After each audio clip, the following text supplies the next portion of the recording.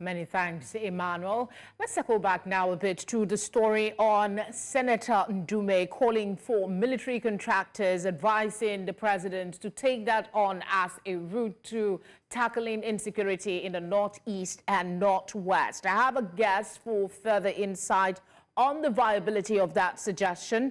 Security expert Salaudeen Hashimu. Thank you very much for joining us. Thank you very much for having me. In hiring military contractors, is it a cost-effective solution when you compare to investing in Nigerian military and equipping them with necessary resources? Begin by saying that the parliamentarian actually erred in that suggestion. To be very honest, what is expected of a parliamentarian at this point is to begin to request for an audit of the entire investment that the country had made into securitizing the country.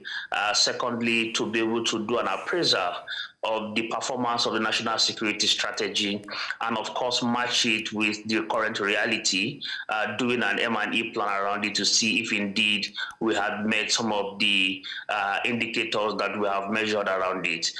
Requesting mercenaries to come in would definitely create a combustion around our security architecture, which I think is not something that we really want to do.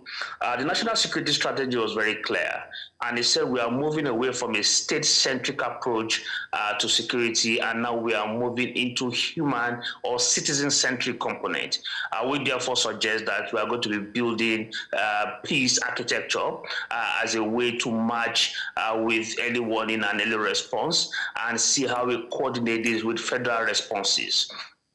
These are some of the components that I think the parliamentarian should be asking, and for him to also begin to interrogate the amount that we have spent in the last 10 years, and of course, how has all of these matched with the current results that security agencies are giving us. And I think, again, this is where the oversight of the parliament comes in.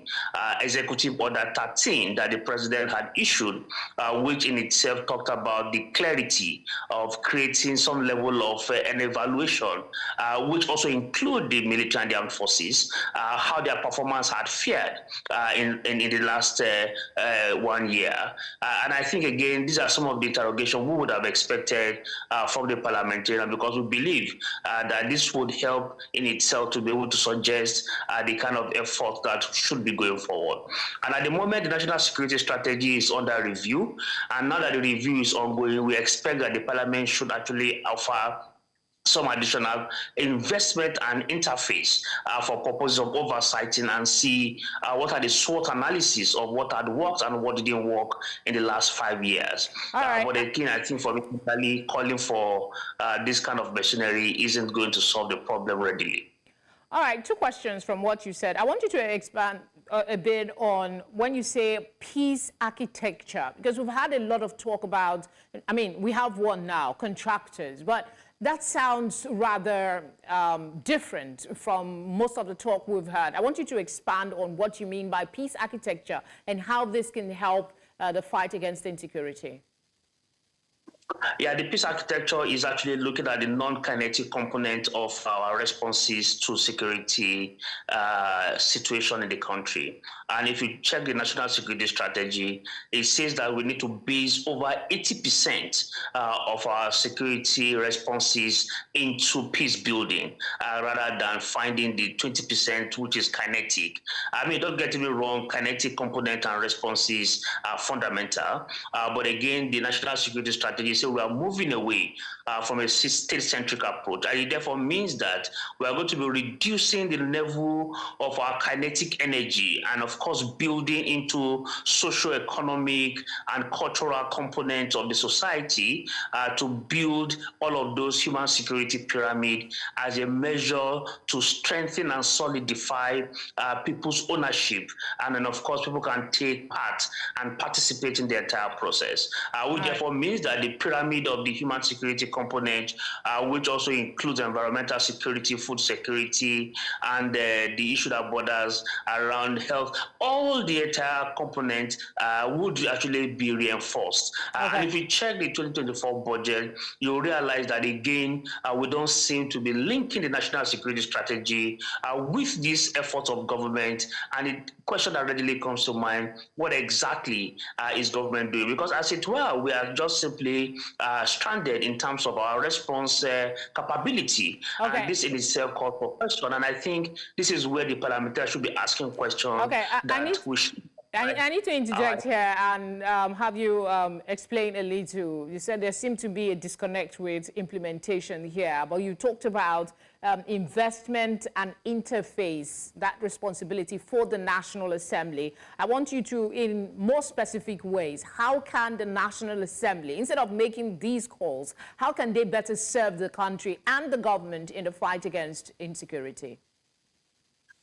The National Assembly has the power of appropriation, and then of course when you appropriate, then of course you have the power of oversight, and this is where the National Assembly readily comes to mind, and that is in itself should be the case, because for instance 2024 security in itself took about 12% of the national budget, and this is where I think the parliamentarian who is very concerned should pay some additional effort and attention into asking and interrogating, for instance, all of these operations that we have across and the litany of operations, how are they responding and how are they performing? And what is the time that is allotted to all of them? And the parliament has the responsibility everywhere in the world to be able to say, look, we are only going to appropriate for various operations going around in the country only for 6 months, only for 1 year. Unfortunately, all of these operations have become permanent. And these operations are meant to be stopgap, but they have become institutional. And stopgap measures are meant to just be ad hoc for purposes of responding and preventing and deterring certain threats in different localities. But unfortunately, these things have become very permanent. And these are the kind of questions and interrogation that the parliament should be asking. What additional time should all of these operations have? And when should we say we can stop appropriating and then, of course, channel this money into the strategy that we have developed, ensuring that 80% of all of this budget goes into the non-kinetic component, peace-building architecture, and ensure that the people buy into the entire framework. That, for me, should be the goal, and that is very fundamental. Mr. Hashimu, thank you for speaking with us, as always. Thank you very much for having me.